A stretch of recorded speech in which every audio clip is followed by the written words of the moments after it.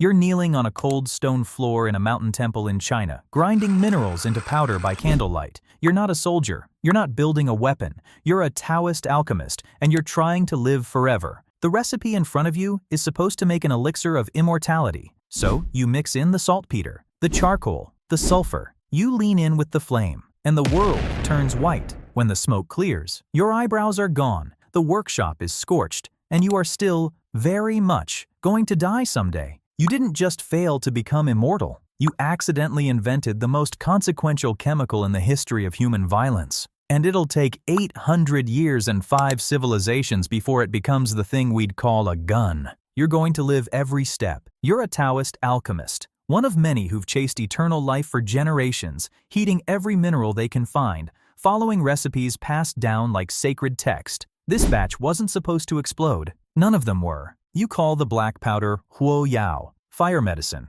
a name that still, a little embarrassingly, remembers it started as a health potion. And for a long time that's mostly what it is. Not a weapon, a party trick. For generations, its most visible purpose isn't war. It's spectacle, fireworks, color, noise to scare off evil spirits at the new year. The chemical that will one day flatten castles and end empires spends its early life entertaining children at festivals. At first, nobody looking at those sparks could have imagined the weapon they'd become. But here's the strange part. You've just made the most dangerous powder on Earth, and there still isn't a gun. Not for another 300 years. What you're holding is a firework. Turning it into a weapon will take one bad idea after another, each fixing the mess the last one made. Same powder the whole way. Now jump forward 2 centuries, somewhere much worse. You're on a city wall. The year is 1132, the siege of Zhenyuan, and an army is climbing towards you. In your hands is the strangest weapon anyone has ever built. Somebody packed that festival powder into a length of bamboo and strapped it to your spear.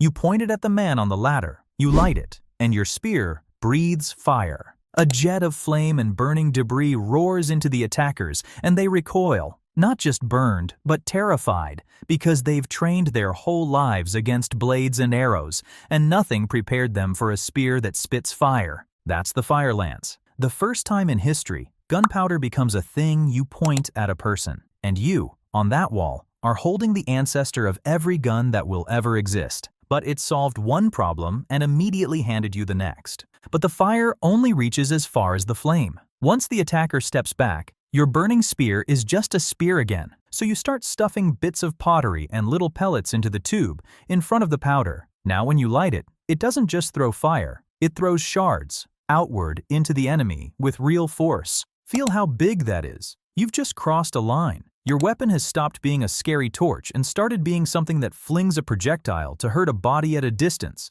That is the whole idea of a gun. And you just stumbled into it while trying to make a flamethrower reach a little further. For a while, this is enough. You carry that pellet-loaded tube for years, and it does its job. But every soldier who carries one learns the same fear eventually. There's just one problem, and it nearly takes your hand off. The bamboo can't handle it. Every time you pack in more powder, the tube splits, sometimes in your own grip. You're being hurt by your own weapon. So the craftsman cast the tube out of bronze, metal strong enough to contain the blast, and everything changes. Now you can pack in a serious charge. The tube survives it, and a single solid projectile comes out with enough force and range that no bamboo fire lance could ever compete. You're holding it now. Short, heavy, metal, loud. This is the hand cannon. By the end of the 13th century, these are all over China. The spear is gone. The torch is gone. What's left in your hands is, unmistakably, an early gun. And here's the thing. You probably feel like the invention is basically done. Metal tube. Fires a projectile. What else is there? But almost everything that makes a gun, aiming it, firing it in the rain, firing it without a burning rope giving you away, none of that exists yet. The powder's been around 400 years, and the hardest problems haven't even started. Remember that temple? That exploded elixir? 300 years later, you're finally holding the thing it became. Same powder. It just took this long to find its shape. Here's the part that surprises people. This thing in your hands is loud, slow, and honestly not very good. A trained longbowman can outshoot you for accuracy, range, and speed. For decades, the bow is still the smarter bet in almost every way that matters. The gun doesn't win because it's better. It wins because a farmer can learn to use it in an afternoon, and a longbowman takes years to train. And now it's about to leave home. And here's where the story stops being only China's. The Mongols invade, and they meet these gunpowder weapons the hard way, on the wrong end of them. But China wasn't going to keep this invention. As the Mongols conquer, they absorb the weapons, the engineers, and the knowledge behind them. And when the largest land empire the world has ever seen sweeps west toward Europe, that knowledge rides along, not on slow trade caravans, but on armies, crossing a continent in a couple of generations. Same powder from that temple, now it's on the other side of the world, and the place it's about to land will never look the same again. Watch what happens when it lands. Step into Europe now, and become the man that whole world was built around, a knight. For centuries, your kind has ruled the battlefield. Heavy armor, years of training, a warhorse, a castle with walls no army can climb. It costs a fortune, and it has been unbeatable. Then the cannon arrives. Yesterday, your castle couldn't be taken. Today, a cannon opens a hole in the wall before breakfast. The stone that kept your family safe for 200 years is rubble by lunch. And your armor? The steel that made you untouchable on a horse? A poor soldier who trained for 3 weeks now points a cheap metal tube at you, and it punches straight through all of it. He didn't earn it. He didn't train a lifetime for it.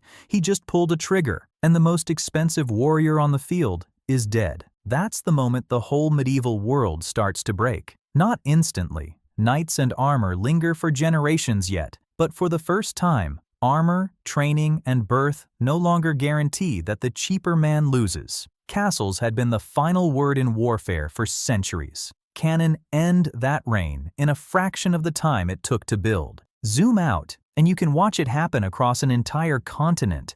Fortresses that stood since before your grandfather's grandfather begin vanishing from the map, replaced by low, thick, angled forts built to swallow cannon fire instead of standing tall against it. The whole shape of Europe gets redrawn because of a powder invented half a world away by people chasing immortality. But the gun in your hands is still clumsy, and you feel it every time you fire. To set it off, one hand holds it steady, while the other presses a burning cord onto a tiny hole at exactly the right moment, all while aiming at someone trying to kill you. It's nearly impossible. Then someone solves it. They attach that burning cord to a little curved clamp on the weapon itself, pull the trigger, and the clamp drops the cord onto the powder for you. For the first time, both your hands are free to hold and aim the weapon right up to the instant it fires. This is the matchlock, the first mechanical trigger ever put on a gun. Suddenly, a single trained soldier can actually aim, instead of just pointing in the right direction and hoping. Line up 100 soldiers who can do that, all firing on command,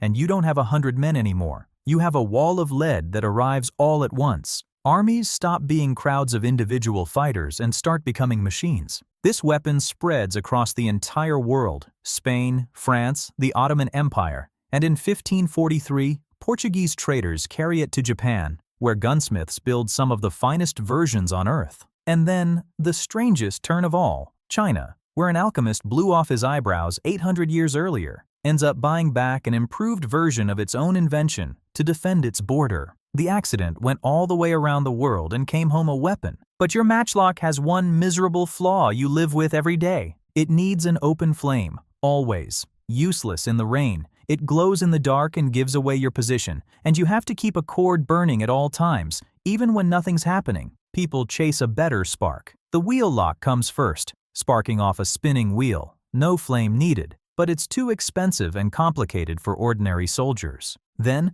around 1610, a French gunsmith named Marin Le Bourgeois builds the one that wins, the flintlock. Pull the trigger, flint snaps against steel, sparks fall into the powder. No burning cord, no flame to keep alive, far less vulnerable to rain, and it no longer glows in the dark to betray you. For the next 200 years, this is the sound armies hear before they die. It's carried through colonial expansion, the Napoleonic Wars, the American Revolution, muskets on both sides of every line, all of them descendants of that one French lock. And then, in the early 1800s, the final piece, a tiny metal cap filled with a chemical that explodes the instant it's struck. No more loose powder, no more flint, no more sparks to coax. Pull the trigger, the hammer strikes the cap, and it fires. First try in any weather. The percussion cap. Within a few decades, matchlock, wheel lock, and flintlock all begin disappearing from the world's armies, the last link in a chain that started with an exploded face in 9th century China. Everything after this, the repeating rifle, The machine gun, the modern firearm, comes fast and comes from here. So step back and look at the whole road you just walked. Alchemists chasing immortality blew off their own eyebrows searching for a way to escape death. A soldier on a wall strapped a firework to a spear. A craftsman felt the bamboo split in his hands, splinters tearing his fingers, and cast the next one in bronze. A gunsmith got tired of the rain killing his flame and reached for flint. Nobody invented the gun. Each person just fixed the problem the last one left behind. Bamboo to bronze, torch to trigger, flame to flint, and passed it on. Chinese engineers, Mongol conquerors, Ottoman soldiers, Japanese smiths, European craftsmen. A relay race nobody knew they were running. 800 years long. 800 years. Millions of lives. Entire empires, won and lost. All of it traces back to alchemists in a mountain temple who just wanted to stop dying. They never found their immortality. They found its exact opposite. And every hand it passed through after theirs was just trying to fix the last person's mistake. Nobody meant to build the gun. That's exactly why it's everywhere. The deadliest invention in human history was created by people trying to live forever.